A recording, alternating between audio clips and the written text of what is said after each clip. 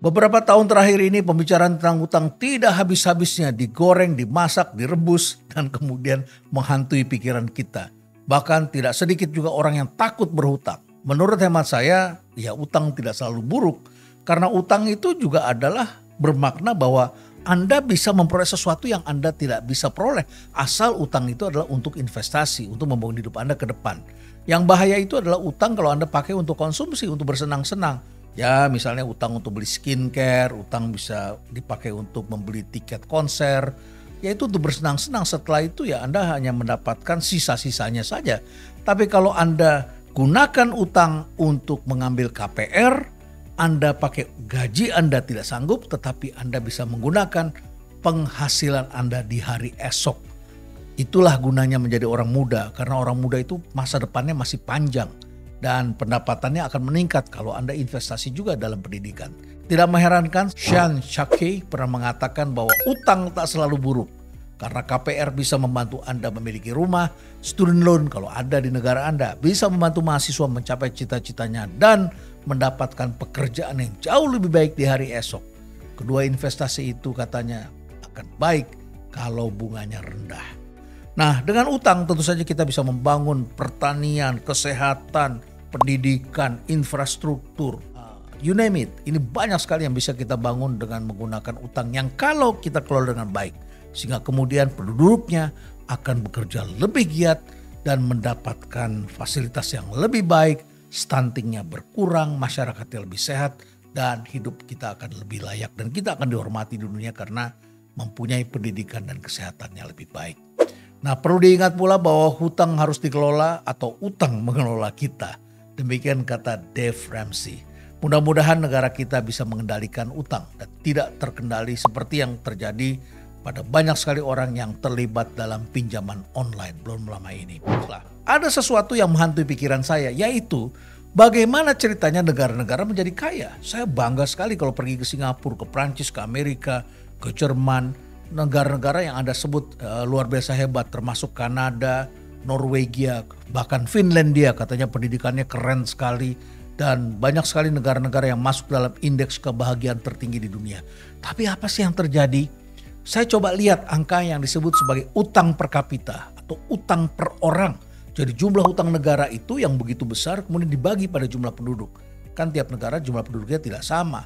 Tapi yang menarik perhatian saya, negara-negara yang begitu saya mendarat, airportnya keren, ada air terjunnya, pelabuhannya keren, infrastrukturnya sangat menjangkau apa yang disebut sebagai smart city, pohonnya bagus-bagus. Kemudian kita lihat lagi kampusnya terbaik di dunia, rumah sakitnya membuat orang kita pengen ke sana, apartemennya keren-keren, orangnya kaya-kaya. Benarkah mereka kaya dari pendapatan sendiri atau barangkali karena pemerintahnya pandai mengelola utang?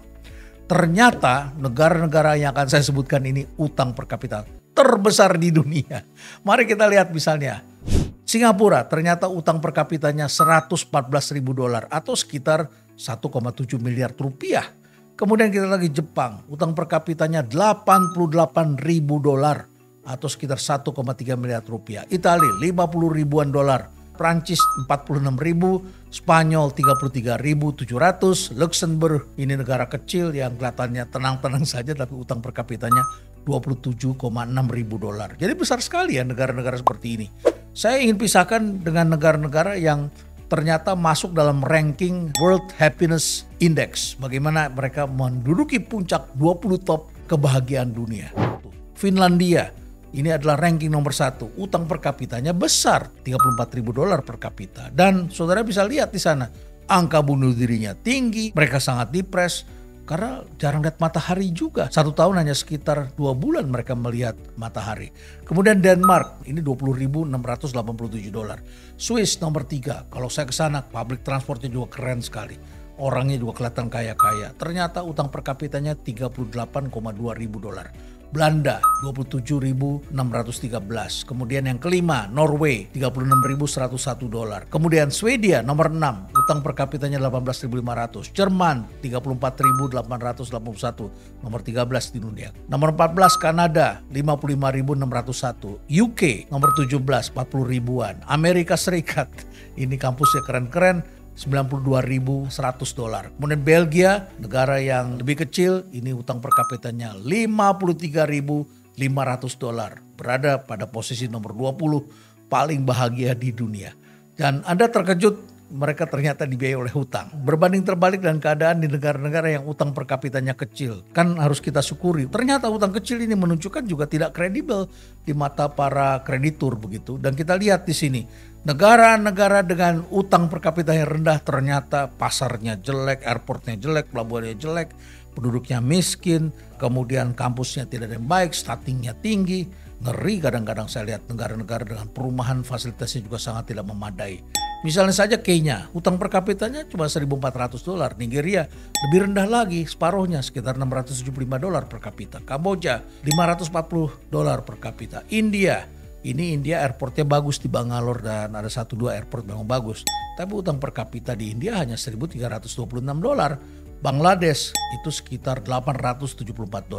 Negara-negara yang katanya happiness-nya rendah, yang katanya fasilitasnya juga jelek, ternyata utangnya juga rendah. Jadi dengan demikian barangkali perlu kita pikirkan bahwa utang ternyata tidak selalu buruk dan harus kita kelola untuk membangun pendidikan, kesehatan, pertanian, infrastruktur dan lain sebagainya. Sekarang kita lihat bagaimana negara-negara mengelola uang. Dan kenapa Singapura utangnya besar? Ternyata tiap negara ini beda-beda kondisinya.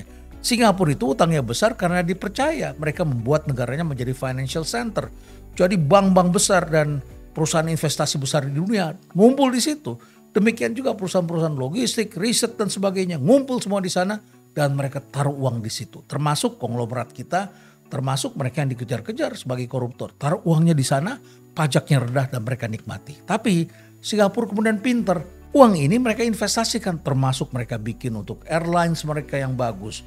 Kemudian perusahaan telekomunikasinya juga mereka bikin bagus. Rumah sakit yang mereka bikin bagus. You name it, banyak sekali perusahaan-perusahaan yang mereka bangun, mereka investasikan. Sehingga keadaan keuangannya dianggap sehat sedemikian rupa oleh BlackRock. Kemudian diberikan rating sebagai negara dengan credit worthiness yang sangat tinggi, yaitu AAA. Nah, negara yang lain berbeda lagi, Jepang. Jepang itu dulu GDP-nya memang sangat besar. Penduduknya juga besar, tapi lama-lama jumlah penduduknya turun dan semakin tua. Memang budaya menabungnya sangat tinggi di Jepang. Namun demikian harus diimbangi dengan budaya investasi. Indonesia orang mudanya banyak, Jepang orang mudanya berkurang. Dan tidak ada lagi yang minjem uang untuk menjadi entrepreneur. Mereka hanya meneruskan perusahaan-perusahaan yang sudah terkenal itu. Dan akibatnya mereka harus mencari opportunity di luar negeri. Nah, sekarang kita lihat. Ketika jumlah penduduk turun, GDP turun, orang Jepang bukan mengurangi nabung, malah makin getol nabung sehingga kemudian negara itu berutang semakin banyak pada penduduknya. Tidak terlalu riskan sih karena utang sama penduduk dan negara bisa mengeluarkan obligasi dengan bunga yang sangat rendah. Dan rakyatnya karena penduduknya tua-tua dan literasi keuangannya tidak begitu bagus, mereka malah takut jadi malah beli dan nabung lebih banyak lagi. Ini agak berbeda dengan negara-negara yang selalu mengalami financial crisis.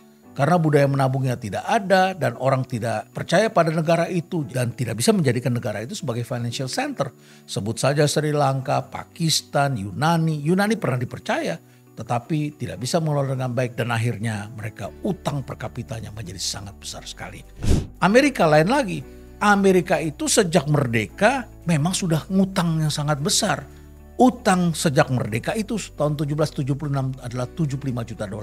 Kemudian Amerika ini gemar perang. Waktu perang saudara di Amerika itu sudah mengakibatkan utangnya meningkat dari $75 juta menjadi $2,7 miliar pada tahun 1865 karena ada Civil War. Kemudian setelah itu Perang Dunia I mereka terlibat lagi dalam perang. Utangnya meningkat jadi 22 miliar. Akhirnya mereka terlibat terus di negara-negara lain, di Syria, di Iran, Timur Tengah, Korea, dan di negara-negara lain, Vietnam, di Eropa. Mereka juga terlibat sangat intens dalam NATO untuk melawan Rusia. Dan hari ini utangnya sudah mencapai 31,5 triliun US dollar. Ngeri kan? Apalagi di negaranya sendiri ya COVID-nya tidak tertangani dengan baik. Tapi negara harus keluarkan uang dalam jumlah yang besar, pengangguran besar. Pendapatan pajaknya kan jadi turun. Ditambah lagi mereka gemar sekali menurunkan pajaknya orang kaya. Sehingga akibatnya pendapatannya rendah, pengeluarannya tinggi. Ya utang per kapitanya akan menjadi sangat tinggi. Nah untuk itulah maka Amerika Serikat selalu berusaha agar debt ceilingnya terus dinaikkan. Akibatnya ceilingnya di atas 100%, lebih tinggi daripada GDP-nya. Kemudian ini sudah dilakukan sejak tahun 1960, kurang lebih sekitar 78 kali mereka merubah top ceilingnya ini, dinaikkan terus menerus sehingga kemudian negara ini bisa mengambil utang lebih besar dan lebih besar lagi. Saya bisa bercerita banyak tentang negara-negara lain yang juga mempunyai cara yang berbeda-beda untuk mendapatkan utang.